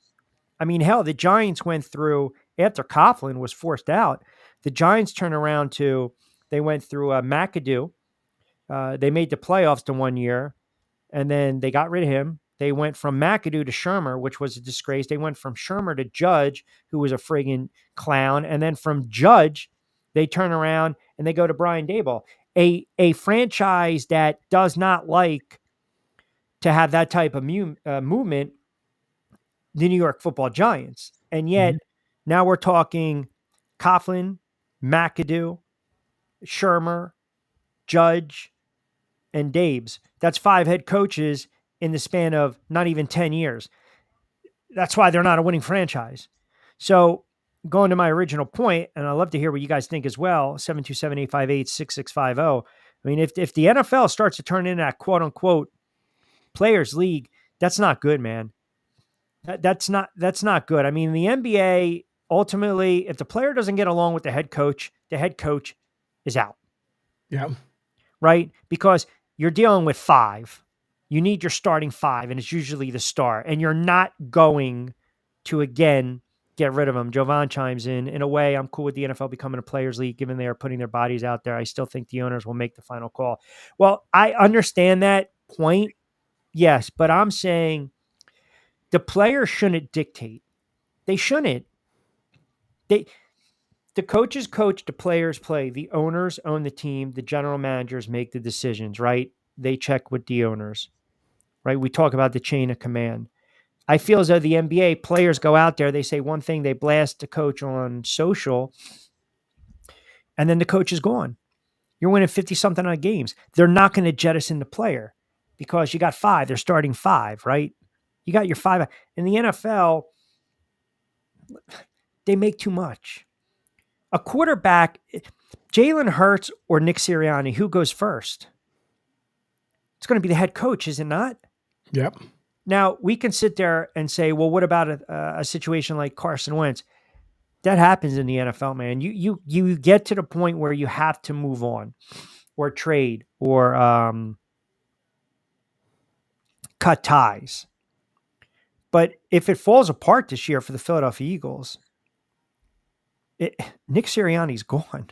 He is. Even if Jalen Hurts struggles, and when I say struggles, if Jalen Hurts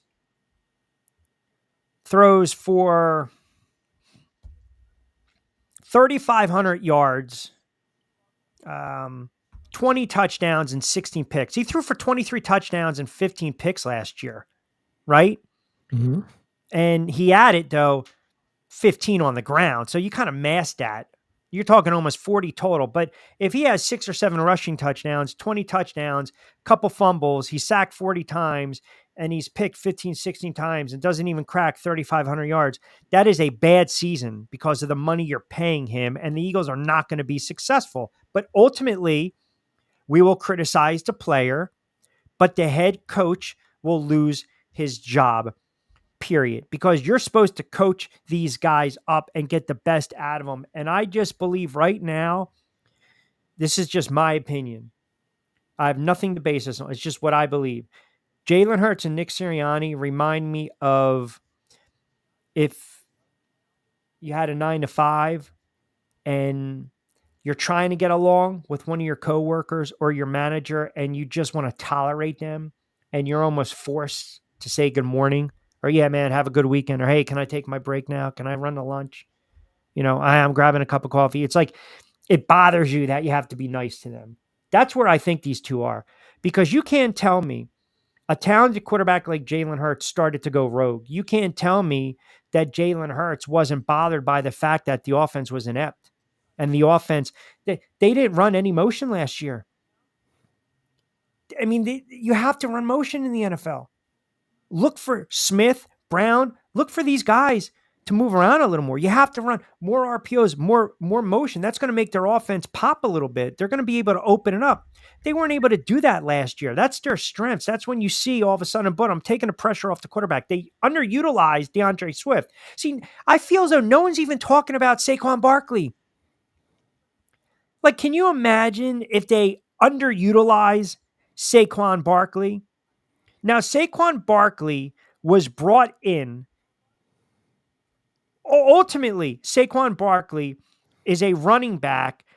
If the Eagles are going to be successful, I think he has to touch the ball at least 300 times. Yep. Now, here's the thing.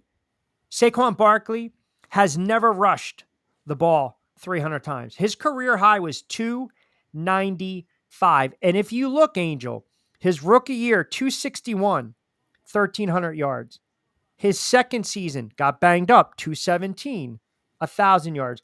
His third season, he only played 2 games. He came back, still rusty, 2021, 500 yards in 13 games. Then he came back and he looked like he was in form, 1,300 yards, 16 games, 295, but then it dipped again. So what are you going to get out of Saquon Barkley? Are you going to run him into the ground because he's 27 years old and you might only have him at his peak for another year or two? Is he going to carry the football 300 times? Like, that's the reason you brought him in. They didn't do that with DeAndre Swift. I'm not comparing the two, but DeAndre Swift's a good running back. I'm not going to sit there and say, if you have 100% Saquon Barkley and 100% DeAndre Swift, who you taking? You're going to take Saquon Barkley. You're going to take Saquon Barkley. But DeAndre Swift was underutilized. And you got to think to yourself, okay, if they underutilized him, it's one of the reasons that they made the changes when it came to the coordinator position. If you utilize Saquon Barkley, what the hell did you make the move for him? And that's got to fall on the head coach.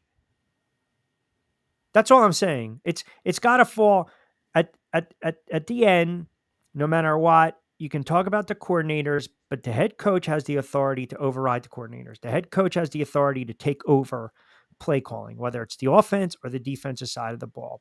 And I just think there's such a disconnect. And the fact that they brought in coordinators that have head coaching experience, it reminds me of when the Eagles drafted Carson Wentz and Sam Bradford, who, again, at the time, I screamed at the top of my lungs, basically saying he's not an NFL stud quarterback. He's not a franchise quarterback. He'll give you a flash here and there. What did Doug had to do with Sam Bradford? He basically had to put his arm around him and say, if you play well, you don't need to look over your shoulder. I feel this is the same thing with Nick Sirianni. You know, is Nick Sirianni going to temper down on the sidelines? Is Nick Sirianni still going to give you theatrics, the antics? Like, when you're winning, you can deal with that nonsense. But when you're dropping 6 out of 7, nobody wants to see that nonsense because you're not backing your play. You're not winning ball games. So is it going to be a temper down? You know, a little more, less enthusiastic, you know, braggadocious, arrogant Nick Sirianni? Maybe. But ultimately, if they're not winning, it doesn't matter. I don't believe they should have brought him back. I thought they should have just cut ties. I think they should have fired him. And I really believe, even though this team is talented, I think they're in for a rude awakening this season. That's just my opinion. And I already told you, don't sit there and say, well, you're a Giants fan. I told you the Giants are going to be lucky to win 5 or 6 games. They're going to stink to high heaven as well. But I just think the Eagles are going to be a big-time story because a lot of people believe, especially the backers back there, think that they're going to make a run through the NFC. And right now, even though it's friggin' August and the season hasn't started, I think this might be their wake-up call this year. It could be. It could very well. And I'm not, I won't say because you're a Giants fan, because we made the same argument last year when we were on air together. Yeah. And to me, this morning when Pete talked about it, I got a little bit heated, and because so Nick Sirianni says that it's on him, it's on his shoulders last season. And then you hear that Jalen Hurts decided to take over some plays over Nick Sirianni. Nick called in a play. Jalen Hurts like, nah. AJ Brown says, yep, there was times where he ended up taking over. Can't do that. Right. You can't. I don't care who you are. You're not, number one, that good, period, at this point, because of the disappointment failures from last year, what people can say whatever they want to. Last year's last year, this year's this year. Okay, we haven't seen a product on the field yet. During preseason, and I'm going to keep saying this, is that Sirianni needs to bring the guys. I don't care if it's half the offensive line. You're saying get them reps. They're going to have to because their offense struggled early on. If you're saying they have to, if you're saying, am I going to see the Eagles starters, the offense and defensive starters throughout the preseason? He's hinted, and it's a great point you bring up, by the way. He has hinted that they're going to get some reps, and I think you have to because you want to try to go into the season fresh. Right? You want to go in the season, you want to knock the rust off, but you also want to keep guys healthy, right? So it could be wait and see against Baltimore. It could be, but I think you'll see some players get some series in the preseason and you build upon that. Yeah, I agree. And I also think that the veterans want to be out there because they have such a sour taste in their mouth from what transpired against Tampa Bay last year. They didn't even show up in that wild card game. It's not going to be an easy win either in Brazil. I think a lot of folks are like, it's going to be a win for the Eagles. Not necessarily. It's not like Green Bay is really bad. Jordan Love, it came into his own come last year. And if the Eagles lose the first game of the season, and I'm fine with it. Why? Because it either show me that you guys have learned absolutely nothing from last season, and that preseason end up being a complete joke. To hint to say that some of your guys are going to be out there. Your guys should be out there, period. All this stuff with the ages. I don't want my guy getting hurt. Listen, you can get hurt opening the car door, stepping into the locker room. Okay, but to be fair, let me push back for a second. You have to do it judiciously. You can't, listen, if you're winning a preseason game 17-3 and Jalen Hurts got a couple of good series, he doesn't need to be out there in the second half. It's not going to be. Yeah, but you do have to still.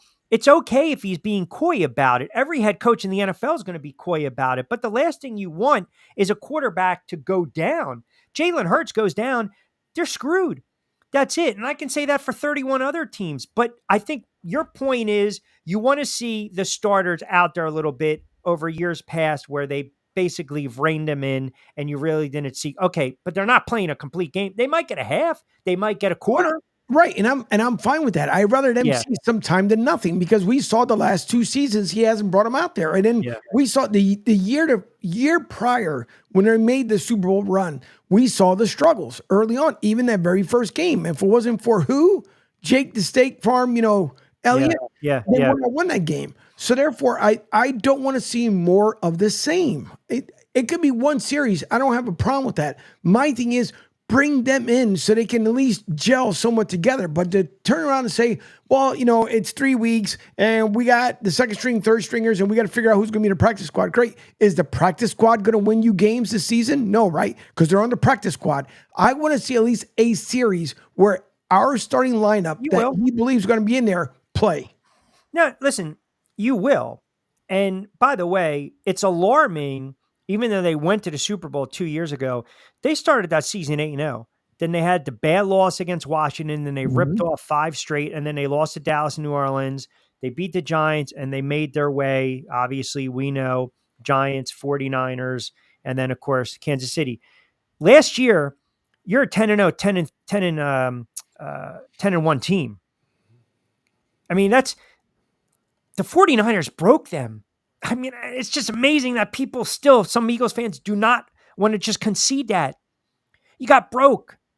They never recovered because after that, what happened? They didn't show up against Dallas. They had the bad loss where Locke beat them late in Seattle, and all the reports where Jalen Hurts took, his own jet or whatever. They had to fight tooth and nail to beat the Giants, and then they lost to Arizona and the Giants going in to the playoffs. Like, they were leaking oil. It was set up for them to lose that game against Tampa Bay. It wasn't a shock. What was a shock was how poorly they played. And I'm not taking any credit away from the Tampa Bay Bucks and Baker Mayfield last year and the defense and how they contained them. But come on. You're talking about a team that was a couple plays away from winning the Super Bowl 2 years ago. The quarterback being MVP, a statue for their braggadocious young loudmouth head coach, and then you wilt her like that on the road in Florida against a bad Tampa Bay team, but not a good Tampa Bay team. Let's be honest. And it's how you close the season Correct. Another team, come on, man. You drop 6 or 7 and you're 10-1, that coach is fired. There's exceptions to the rule, right? The year Brady goes down, Belichick still wins 11 games with Matt Castle. Andy Reid, he's won Super Bowl, right? When you win, you have equity. You've built up equity. There are franchises in the NFL that will have a little more wiggle room. They will have more patience with their head coaches. I think Miami's one of them. I think Buffalo has been one of them with McDermott. I think Cincinnati's another one because they got to a Super Bowl behind a bad offensive line. Right. The Rams won, so McVay has a little bit of a shelf life. Baltimore's always in contention. Kansas City's Kansas City. Detroit, hey, here we come. We love Campbell. Look what we did. But for some reason, man, if you slide like that, how do you not question the head coach? How do you not question the franchise quarterback? Those are fair questions to ask going forward. And to your point, maybe they stubbed their toe against Green Bay. But if they're 2-4, 1-5, and A.J. Brown's barking on the sidelines and Saquon's like, why am I here? You're only giving me 10 touches a game and Jalen Hurts is struggling. Then guess what? Then it's open season on the friggin' head coach. Right. Because like last year you had Jalen either scrambling for his life or he was trying to make plays when there weren't plays there. Throw the ball away. But no, he wants to hold on to it. He wants to play Harry Houdini. He wants to do all this stuff. Be the quarterback. Just be the quarterback. You're instructed a set of instructions. Do it. It's like the military. You execute. Yeah, whatever. But again, be fair. I have to push back. Carson Wentz improvised, and Eagles fans were loving when the guy improvised. Jalen Hurts improvised, and he's making plays. We don't have a problem with that. We have a problem when the quarterback's improvising and they're throwing picks or they're fumbling the football. Like Jalen Hurts is talented. He is, but the collapse, let's look at the back half of that season. If you are taking control because you feel that Sirianni's not getting the job done, there's no way in the world you're going to convince me that the Eagles fans are fine with him taking over. Carson Wentz, Jalen Hurts, two different things. Yeah, but I don't think they're saying that, Angel. I think they're saying there are times he decided to improvise or to call an audible or to add. That was a colossal meltdown. Jalen Hurts didn't give up 42 points against the 49ers. He didn't give up 35 points, 33 points against the Dallas Cowboys. He didn't.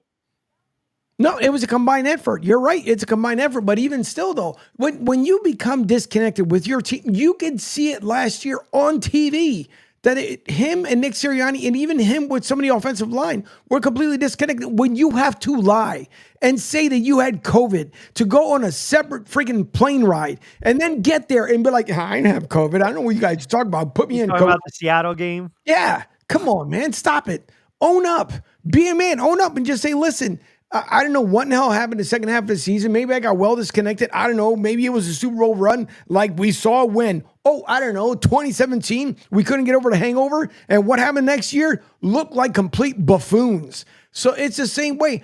Get over this dumb shit. I see videos of people putting stuff up there with Nick Foles and winning the Super Bowl. Listen, let this shit go. I'm waiting. Right here, I need another one. Somewhere up here, I need another freaking trophy.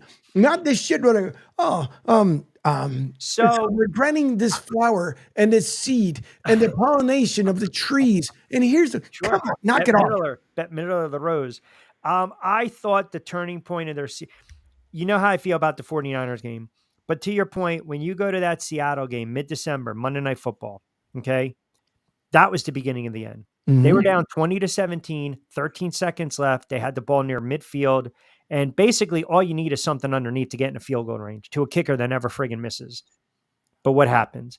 Your quarterback decides, let me air it out downfield to A.J. Brown, and he was picked off by Julian Love. Now, again,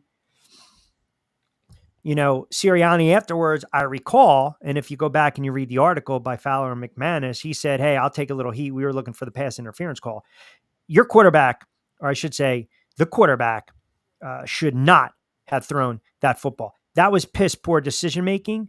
That was just taking a shot. That was not understanding situational football. That was a selfish play. Correct. By the franchise quarterback. That I agree 100%. But if you go back to their one win during that horrible slide, you could have made a case that there was pass interference in Saquon Barkley in the back of the end zone. That was a 32-25 win over a bad football team, a bad Giant team that I think I came on the air with you afterwards. And I sit there and turned around and said, you know what? You had to get through that bad team. This team is leaking oil. They're going to get bounced in the first round. That was an epic. That's why it's still any other head coach is gone. That's an epic collapse. Correct. That's it. Vince chimes in. Let's just be honest. Eagles are historic chokers. Will continue to be so. Yeah, but they won a Super Bowl, right? I mean, think about it. And they were a play away. And Vince, I appreciate you chiming in. They were a play away from what? Winning a Super Bowl and the quarterback being an MVP. We're not having this conversation.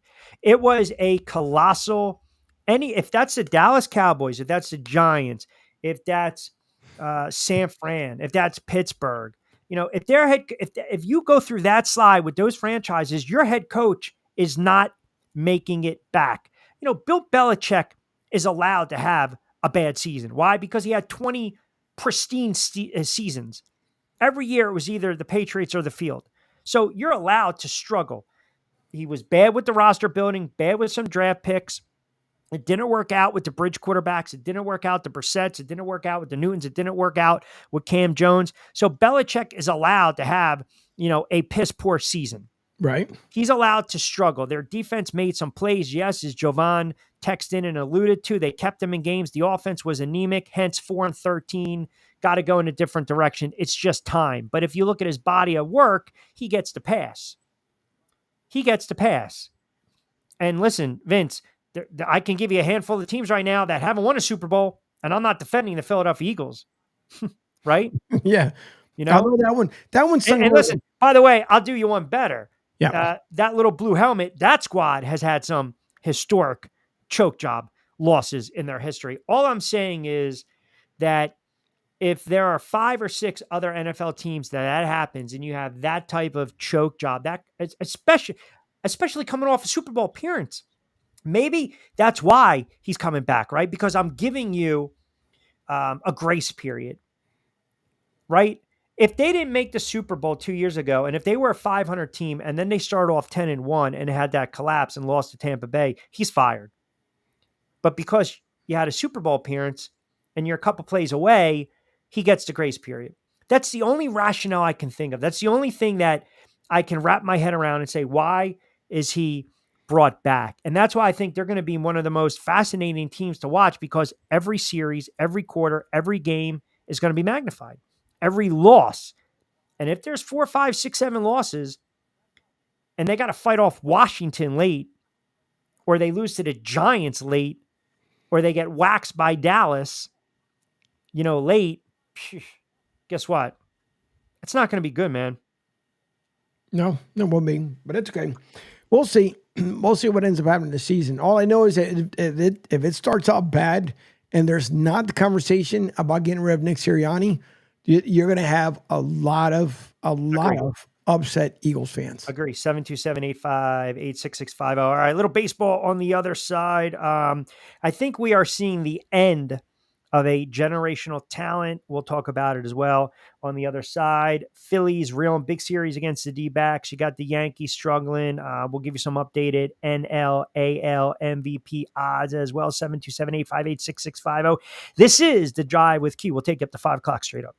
Hi, folks. This is Gerard Moynihan of Moynihan Lumber, and I would like you to know that our company has been selling Anderson windows for over 60 years. See the complete line of Anderson windows at any of our 3 locations in North Reading, Beverly, or in Plastown, New Hampshire, or at MoynihanLumber.com. Ion Tampa Bay is the latest news, weather, and traffic for Pinellas, Pasco, Ellsboro, Hernando, and surrounding communities. Stay connected on X, Facebook, and their website, IonTP.com.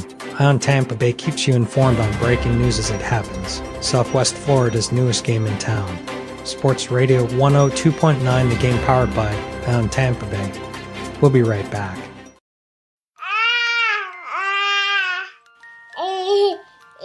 To some people, the sound of a baby babbling doesn't mean much.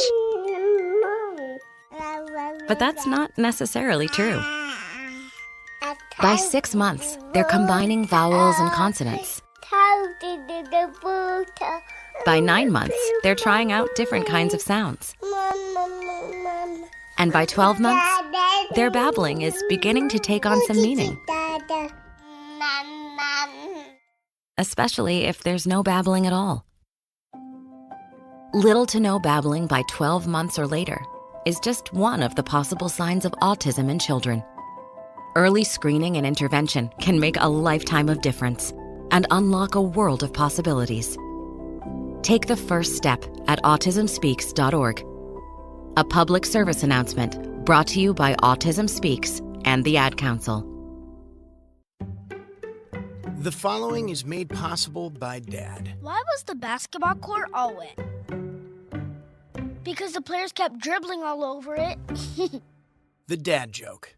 Corny, grown-worthy, but also one of the simplest ways to share a moment with your kids. Why do you have to be careful when it's raining cats and dogs?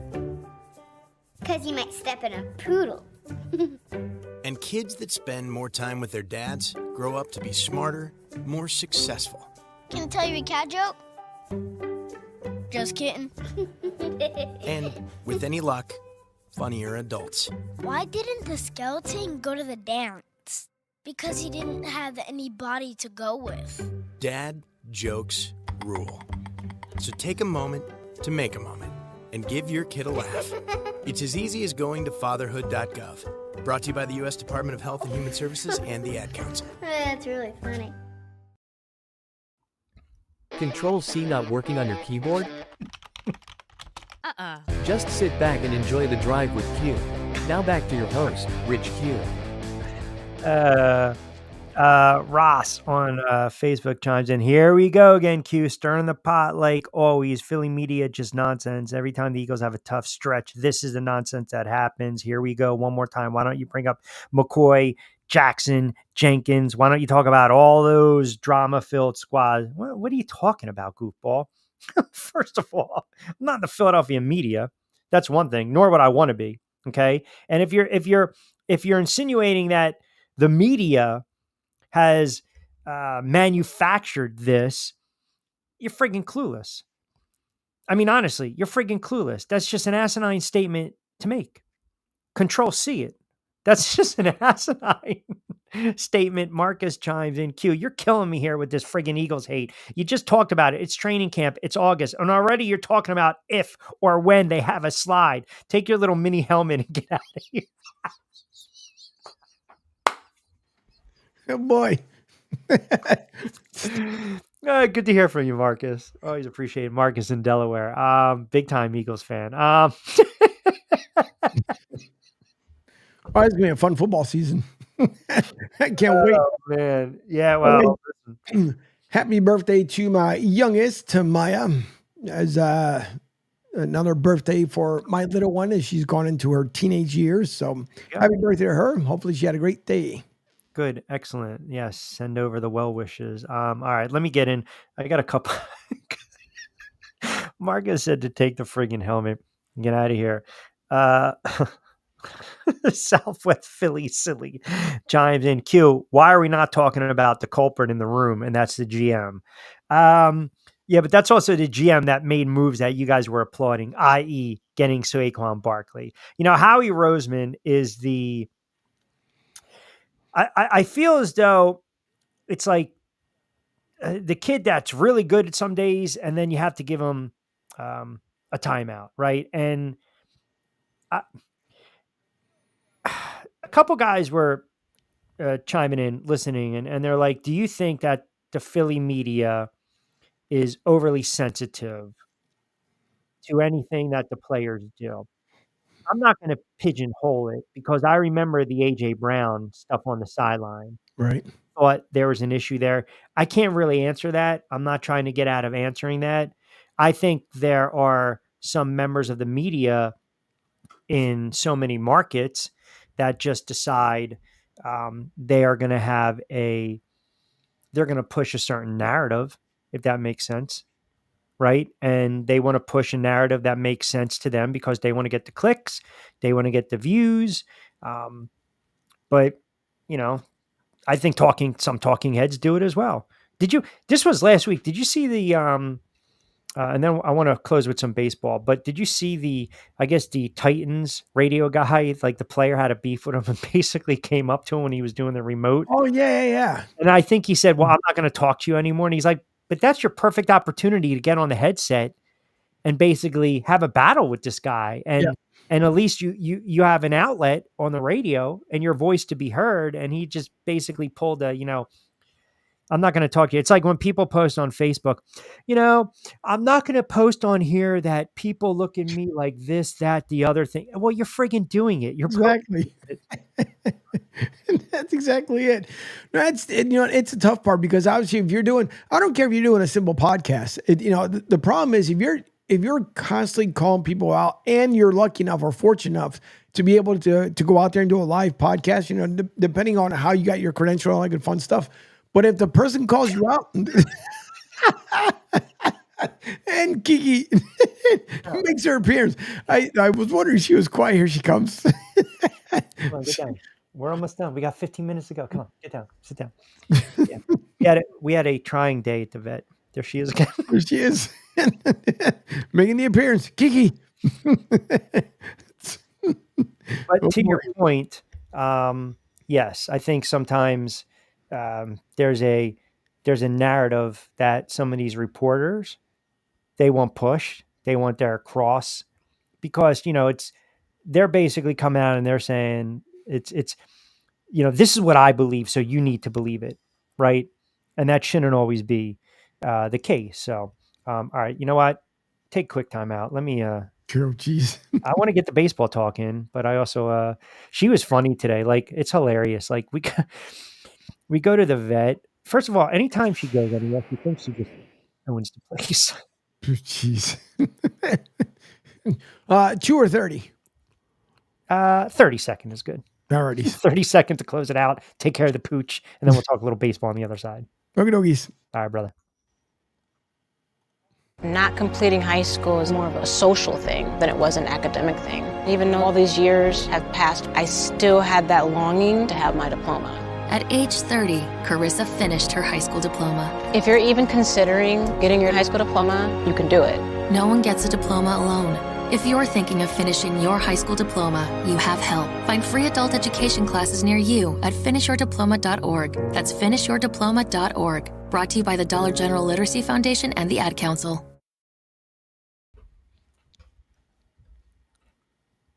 Oh, now I have to refresh. Oh, boy. That's jeez. And he'll be back. Thank you all for tuning in. It's the first time you guys are tuning in, and we thank you for listening in on Coastal Sports Network. Don't forget to download the app over on sr1029thegame.com. We would appreciate it. And he'll be back in about 5, 4, 3, 2, 1 here. And he's back. Yeah, what I was going to say, sometimes I don't have the office door shut the whole way. And she just like pushes it in. Yep. To make an entrance. Like, what are you doing? Yeah, she had a trying day. They were prodding her all over the vet. So, oh boy. Yeah. Well, you got to get those checkups in. So I mentioned that I think it might be time that we said goodbye to a generational player. Did you see Mike Trout again? Yuppers. Done for the season, man. He's going to miss the rest of. Yeah, meniscus tear in his left knee. I think I shared this story. I called a couple of his games in high school. Okay, quickly, as you're going to get to your story here, but does that make the Angels the worst negotiated team for major contracts because Pujols and Trout become complete busts? No, I think Pujols is different. I mean, Trout the guy hit 40 home runs, I think 2 or 3 years ago, right? He's just, look, 2012, 2018, you say best player in baseball, you make that case. Then you get hit, the injuries to COVID, he comes back, 40 home runs. That's one of the reasons that I liked Ohtani for MVP, because Trout's always missing time. But, man, he's missed, he played 36 games in 2021, 119 in 2022, 82 in 2023, and just 29. If he was healthy, if you do projections, we're not projecting on you, but if you do projections, Mike Trout would have easily hit 500 home runs. Right. He's got 378. I mean, I think he's a Hall of Famer. I mean, I think he's a first ballot Hall of Famer. I just think the injuries have just robbed him of his career, and it almost reminds me of Mickey Mantle, to be honest. I mean, he's just done again, which it stinks, and that franchise stinks. And if you, I look at, he'll get to that Mickey Mantle tier. Mm-hmm. It's not going to be Willie Mays though, right? It's just not. I mean, it's bad, man. 29 games, 220, 325, 541 slash line, 10 home runs, 6 stolen bases, 1.2 WAR. So these are the games, the pattern. 2021, 36 games, 2022, 119 games, 2023, 82 games, 2024, just 29 games. That's brutal, man. I mean, he is without a doubt one of the all-time great center fielders, generational. And if you look at his numbers, you compare him to Mickey Mantle. You know, you look at 173 OPS, 172 OPS, 581 in his career, 557 for Mickey Mantle. They're comparable, and both robbed injuries constantly. I mean, Mickey Mantle, you go to YouTube, you watch him crank his 500 home run. He could barely get around the bases. It was brutal to watch, but I just think, I remember he went to Vineland High School, Cumberland County. I called one of his high school games, and I'll never forget one of the Millville News, an all-time high school writer. I'm calling the game for a religious station, which was funny because when I would call the football games, it wasn't a turnover. The other team gave the ball up because, you know, in body of Christ, we had to be positive. So.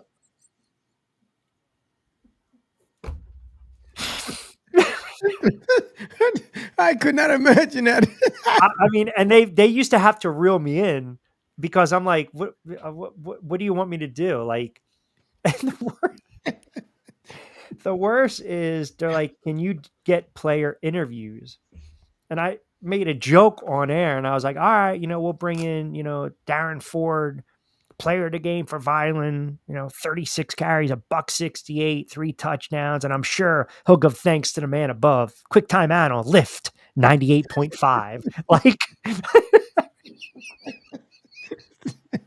but anyway, I caught a couple of his high school games, and I'll never forget the one curmudgeon beat writer. And I don't remember his name's like, you might as well check out this kid. Check out this Trout kid from Millville. And I'm like, all right. I think he went 3 for 4 that day, 6 RBIs, you know, a couple home runs. I mean, one ball hasn't landed, but you just knew even back then he was going to be special. But yeah, generational player, man. And you mentioned that Albert Pujols.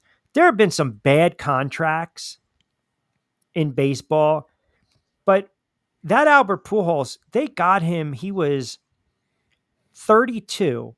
Okay. Right. No, I'm sorry. He was, 32.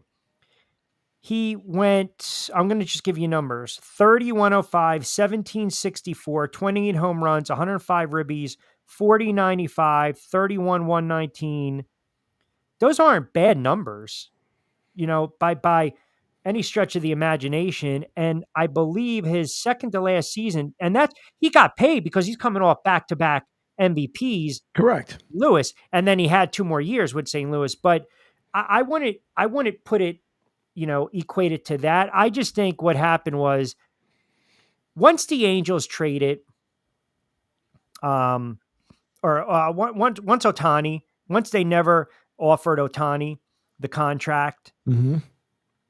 it's basically, it was all on Trout, if that makes sense. I mean, it was $400 million contract. It's a sign.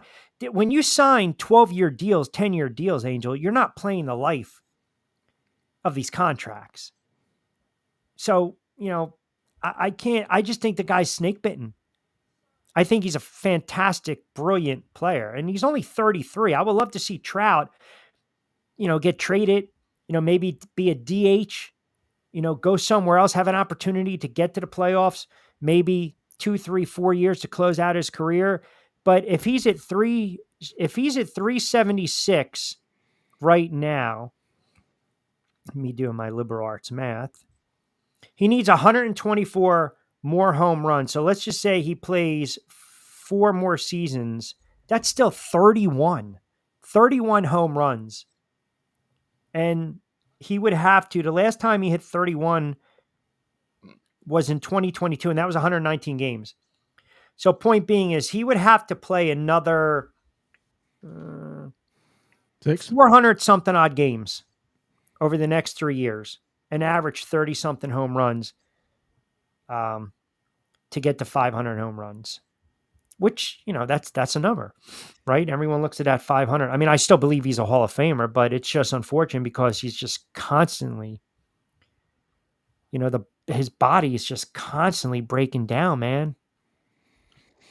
Yippers. Unfortunately, but we'll see him at the link. Guaranteed. Yeah, you will. You will. Down there at the end zone. Yeah, there you go. What do we got here? Lineups, they come out yet? Baseball. That's a pretty big series, too. Yankees up 3-0 on the aforementioned Angels. Diamondbacks up 2-1. They get ready to take on the Titans for a 4-game series. And the White Sox, how about this? White Sox looking to make it 2 straight, leading the Athletics 2-0. And baseball, man, I'll tell you, we are now the stretch run, which is fantastic. I know we just basically had the midway point, but after the trade deadline, you get to August, September. Now we're starting to talk pennant races. The Phillies much needed win last night. Sanchez got the job done. They get the win over the Dodgers. The Phillies are reeling to the point where if you start to give some breathing room to the Atlanta Braves, Mm-hmm. I mean, they're 6.5 back. Atlanta is. They're 6. The Phillies, if you look at the Phillies slide, they dropped 1, 2, 3, 4, 5, 6, 7, 8, 9 out of 13. Ugh. And they need to harden the lineup to start hitting, man. They really do. They picked a, like an airplane picked a bad week to stop sniffing glue. They picked a bad week to stop hitting the baseball. They picked a bad month to not have their pitching show up. If the Braves can get this down to 3.5, I believe they have a series left. Let me double check. The Phillies closed they have 4 against the Braves in late August, and they have 7 out of their last 3, 6, 9, 7 out of 16. They see the Mets in September. Imagine if the Mets did a little damage, and then Washington, which obviously is out of the race. Chicago is still teetering. So the Phillies will see the Braves 1, 2, 3, 4, 5, 6 more times. Yep. After the series against Arizona, they have 2 against Miami, 4 against Washington.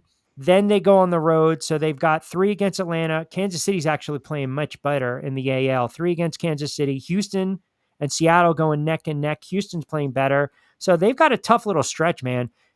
If the Phillies don't win the division and miss the playoffs, is this more of a collapse than the Eagles starting 10-1 and then having the slide that they did and losing to Tampa Bay? Yeah. Pretty similar. Yeah. Yeah. Pretty similar, because they shouldn't be losing the games that they're losing right now.